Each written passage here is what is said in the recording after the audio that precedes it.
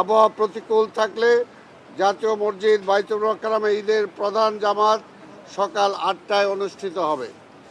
ঢাকা দক্ষিণ সিটি কর্পোরেশনের ব্যবস্থাপনায় জাতীয় ঈদগাহ ময়দানে ঈদের জামাতের আয়োজন করা হয়েছে।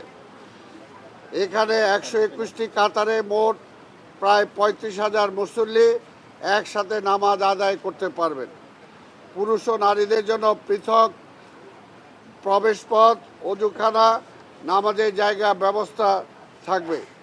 এছাড়া মুসল্লিদের প্রবেশের জন্য মোট ৪টি ও বের হওয়ার জন্য মোট ৭টি গেটের ব্যবস্থা রাখা হয়েছে। নগরবাসীর স্বাচ্ছন্দ্য নিশ্চিত করতে নেওয়া হয়েছে শীততাপ নিয়ন্ত্রণ, পর্যাপ্ত ফ্যান, আলোকসজ্জা, থাকছে অজুখানা, বিশুদ্ধ পানির ব্যবস্থা।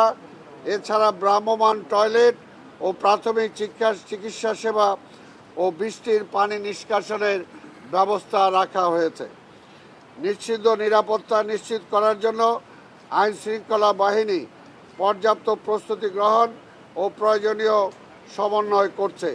আমি নগরবাসীকে আহ্বান জানাই, আসুন আমরা সুশৃঙ্খলভাবে জাতীয় ঈদগাহে ঈদুল আজহার প্রধান জামাতে অংশগ্রহণ করি।